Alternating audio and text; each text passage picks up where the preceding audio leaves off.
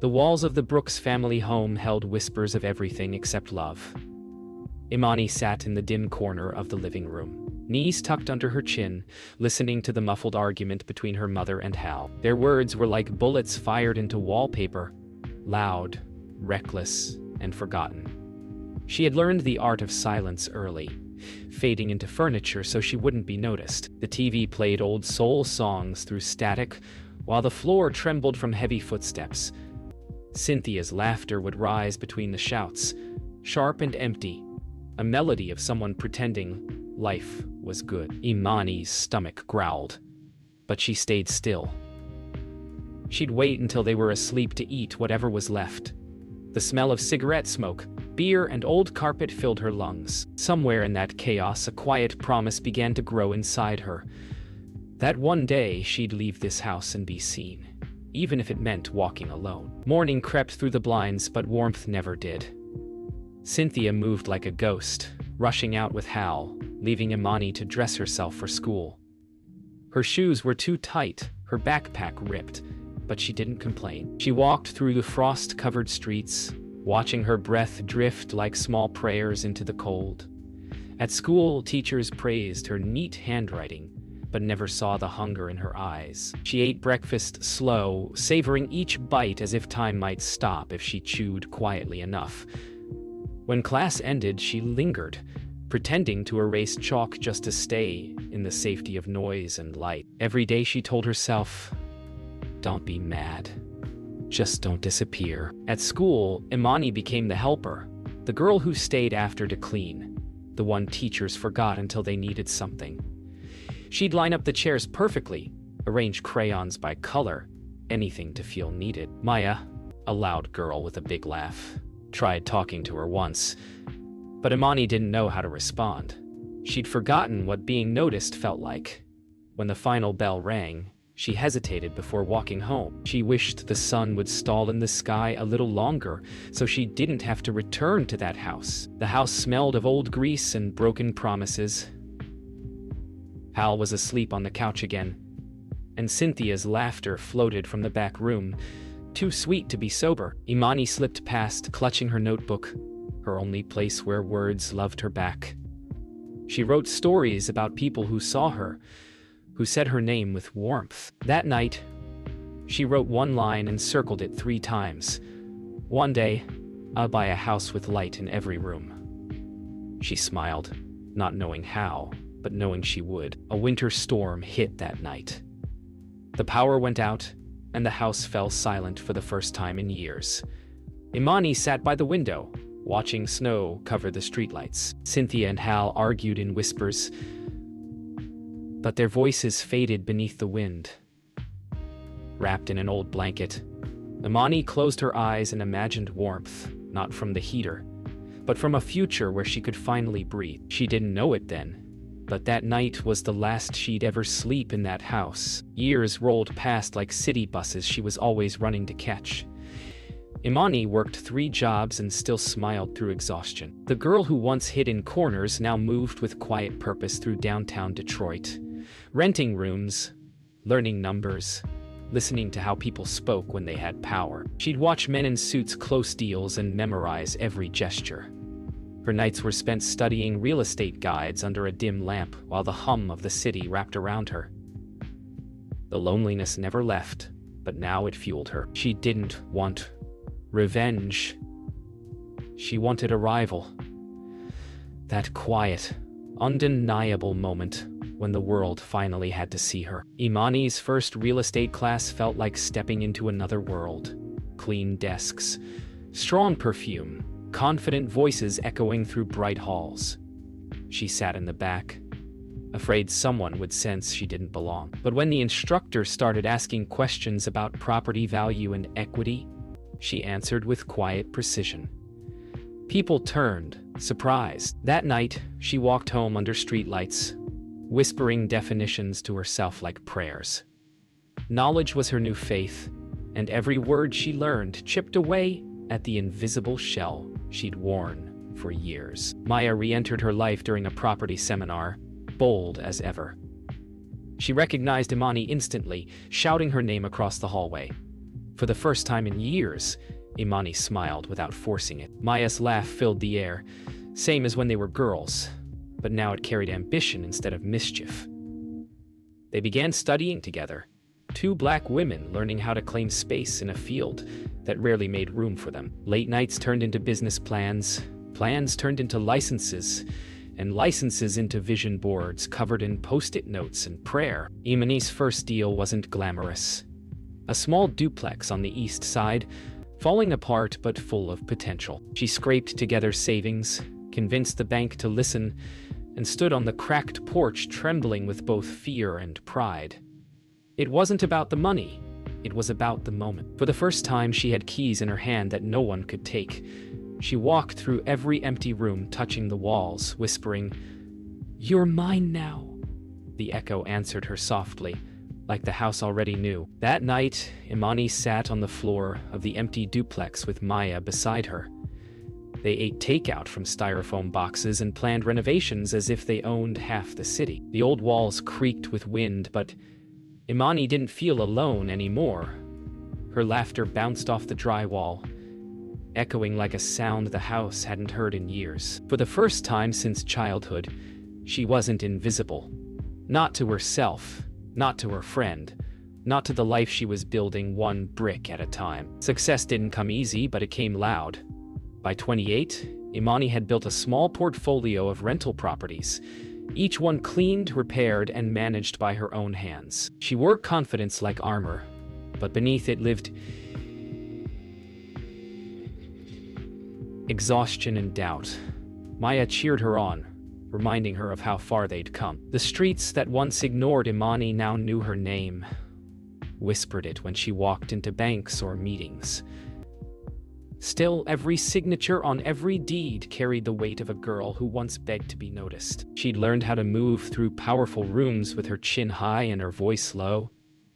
The quiet kind of power that couldn't be denied. When love arrived, it came dressed in charm and ambition. His name was Andre Porter, a broker from another firm, tall, persuasive, and dangerous in his warmth. He saw in Imani not just potential but reflection, and she mistook that for destiny. Their nights were late, their mornings light. For a while, she believed she could have both, the businesswoman and the lover, the deal and the dream. But ambition has a habit of turning affection into competition, and soon the same man who once lifted her up began to fear her shine. It began with whispers, missed calls, changed meetings, strange silences. Andre had used her trust to flip a property behind her back, leaving her name off the contract. Maya found out first and brought her proof, her anger cutting through the air like broken glass. Imani felt the sting of betrayal, but didn't let tears fall. Instead, she packed her pride and walked out of Andre's office without a word. She'd lost money, yes, but what she refused to lose was her composure. Pain, she realized, was a teacher, and she'd learned it from the best. Maya found Imani sitting alone in her car that night, engine off, city lights bleeding through the windshield. No words passed for minutes, just the sound of Detroit breathing outside. Finally, Maya said, "You can build a house from ashes, girl. You done it before." Imani laughed through tears, the sound raw and small. The invisible child was gone, but the scarred woman remained, building, breaking, rebuilding. That night, they made a vow. No man, no deal, no heartbreak would ever pull them back to the dark. Months passed. Imani threw herself into work, harder and smarter than ever. The heartbreak became fuel, and the fuel became fire. Deals closed faster, profits rose, and the name Brooks Property Group started to mean something on Detroit's east side. Still, in the quiet moments before sleep, she'd hear echoes of the old house. Her mother's laughter, Hal's shouting, her own silence. Success had made her visible, but not whole. Something was missing. Something that whispered her past wasn't finished yet. The notification came on a quiet Thursday afternoon. A property alert from her own listing service. Imani almost ignored it. But something about the address caught her eye. When she opened the file, her breath stopped. 1472, Chamberlain Street, her old house. The one that raised her and broke her. It was listed for sale, foreclosed, abandoned, left to rot. The universe had a way of sending invitations wrapped in memories. Imani leaned back in her chair, her pulse echoing in her ears. After all these years, that house was calling her name. And this time, she would answer. She drove to the old block the next day, her hands trembling on the steering wheel. The closer she got, the smaller the streets felt. The corner store was gone, the park overgrown, and the air heavy with the same chill she remembered. When she finally stopped in front of the house, the years folded in on themselves. The paint had peeled away, the porch sagged, the windows stared back like tired eyes. Imani stepped out slowly, her heels sinking into the cracked pavement. For a long time, she just stood there, the successful woman and the forgotten child sharing the same breath. She walked through the front door, and every sound came rushing back. The arguing, the laughter, the silence. Dust rose in soft clouds as her footsteps echoed through the empty rooms. The smell of damp wood clung to the air. She touched the kitchen counter where she used to eat cold bread at night, and for a second she saw her younger self sitting there, knees drawn up, eyes wide. Imani felt tears rise, but didn't let them fall. The past couldn't hurt her anymore. She whispered, "I'm home," and the echo replied like a prayer finally heard. Back at her office, Imani couldn't focus. The images of that house haunted her every thought. She printed the listing and pinned it to her wall, right above her desk. Maya noticed it during a meeting and froze. "That's your old place, isn't it?" Imani nodded. "You gonna buy it?" Maya asked, half smiling, half worried. Imani stared at the photo a long time before answering. "Yeah," she whispered. "I think I have to." It wasn't about property anymore. It was about reclaiming space, the physical and the emotional. That weekend, she placed the offer. No hesitation, no second thoughts. Just a calm certainty. The kind born from pain that's been transformed into purpose. As she signed her name on the paperwork, she felt something shift inside her chest, like a door opening after years of being locked. She didn't know yet that buying the house would bring her face to face with the ghosts she thought she'd outgrown. But as she slid the signed documents across the table, she smiled. Not for the deal, but for the little girl who finally had the power to write her own ending. The phone rang 3 days after the offer was accepted. Imani expected her agent, maybe the title company, but the voice on the other end froze her blood. "This is Cynthia Brooks," it said, trembling but sharp. "You buying my house?" The words hit like cold water.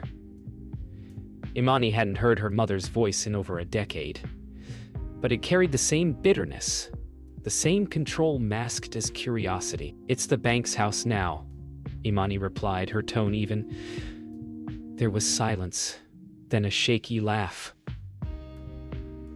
"We ain't got nowhere to go," Cynthia whispered. "Hal's sick. Can we talk?" Imani stared out the window, city lights reflecting in her eyes. The past, it seemed, wasn't ready to let go. When Imani met her mother again, time folded in strange ways. Cynthia looked smaller, her once beautiful face carved by years of cigarettes and regret. Hal sat beside her on a plastic chair, coughing into his sleeve, his gold chain now dull with age. They met at a diner near the edge of town. Cynthia tried to talk about anything but the house, the weather, the coffee, her failing health, but eventually the truth surfaced. "You don't have to take it," she said softly, eyes downcast. It was ours." Imani studied her mother's trembling hands, the chipped nail polish, the years she'd never been there for her. "It was never ours," she said finally. "Not until now." Imani couldn't sleep that night. Every memory of her childhood clawed its way to the surface.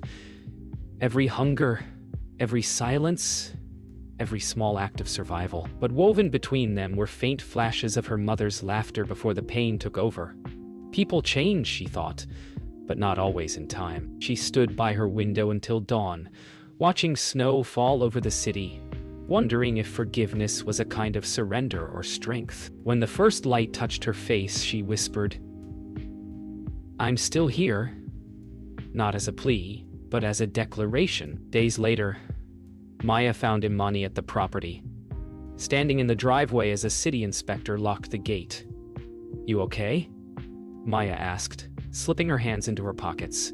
Imani nodded slowly. "Yeah, just trying to see it as a house again, not a wound." Maya smiled gently. "Then let's rebuild it." Imani turned to her, eyes steady. "No," she said. "I'm gonna close on it as it is, broken, just like they left it." Maya didn't argue. She just stood beside her, watching the winter sun rise over the street where Imani had once vanished. This time, she was there to stay. The day of the final offer, Imani sat at her desk, rereading the contract. Her name, clear, bold, unshakable, sat above the signature line. For a long moment, she just stared at it, the weight of generations pressing down and lifting at once. This wasn't about money. It was about reclamation. The invisible child had become the woman at the table. She picked up the pen and signed with a steady hand. Somewhere deep inside, a door closed softly, and peace finally found her. The morning of the closing felt like a dream she'd already lived through, the kind that left her heart heavy and her hands steady. Imani arrived early, dressed in calm power. Black suit, gold studs, silence. She sat at the head of the polished oak table, her folder neatly aligned before her. Then the door opened, and the past walked in, wearing fatigue and regret. Cynthia and Hal shuffled to the other side of the table. Time had not been kind to either. Imani didn't stand. She didn't have to. Her presence filled the room more than any greeting could. The air thickened with unspoken history. The invisible child was visible now, and impossible to ignore. The attorney began reading the documents, but Imani barely heard the words. Every pen scratch sounded like a memory. The TV static, the slammed doors, the quiet sobs she used to swallow.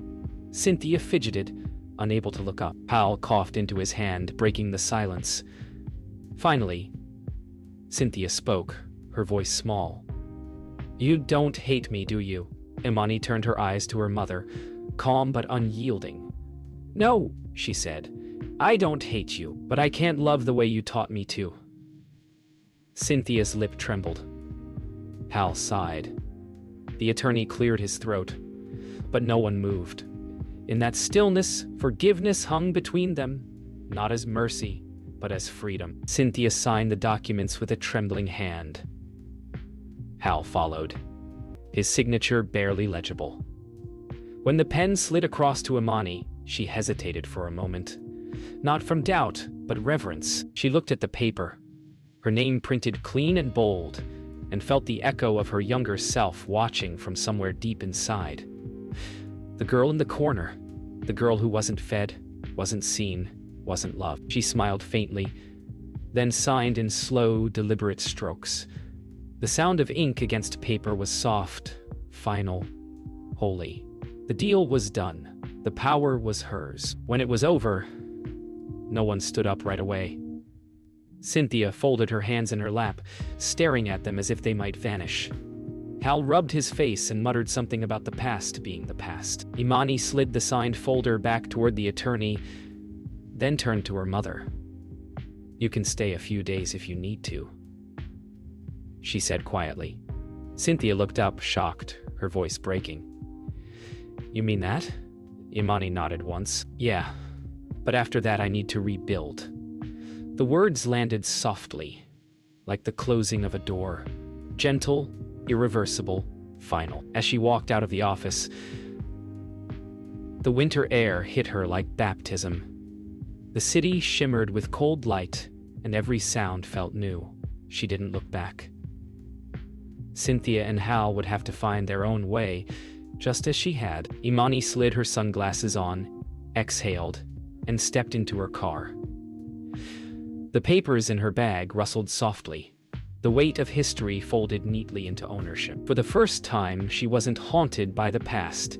She had signed it into peace. Months passed, and the house that once whispered pain now echoed with new sounds. Laughter, drills, gospel music playing from portable speakers. Imani rebuilt every wall herself alongside contractors she hired from the same neighborhood that raised her. She replaced broken windows with light, replaced silence with purpose. She didn't want it to be just a house. She wanted it to be a haven. The renovation became her healing, brick by brick. For the first time, the ghosts that lingered in those halls felt at peace, not because they were gone, but because they were finally seen. Cynthia stopped by once during construction. She stood outside for a long time before knocking, unsure she was welcome. Imani opened the door without a word and stepped aside. Her mother walked through the new hallway, running her fingers across the smooth walls. "It's beautiful," she whispered. Imani nodded, eyes soft but distant. "It's not finished," she said. Cynthia smiled sadly. "Neither are we." For the first time, there was no anger between them, just understanding. Not reconciliation, not yet, but the fragile beginning of it. When the building was complete, Imani turned it into something more than a home. The Chamberlain Youth Empowerment Center opened that spring, a place where kids from her neighborhood could study, eat, and dream without fear of being forgotten. She didn't hang her name on the front door. She didn't need to. The people who mattered already knew. At the opening ceremony, Pastor Green blessed the space, saying, "Where there was once silence, there will now be song."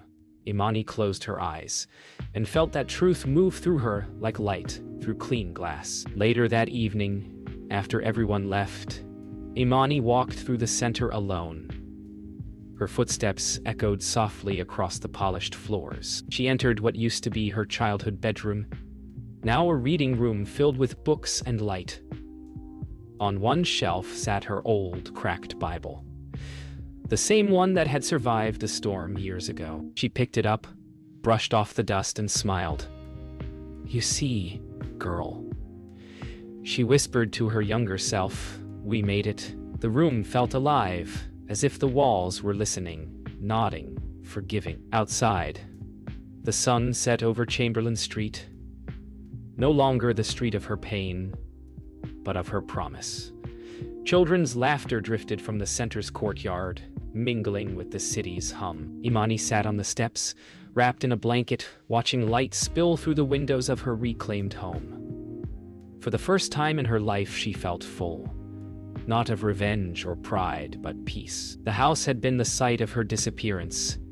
Now it was her resurrection. She wasn't invisible anymore. She was the light returning to where it had always belonged.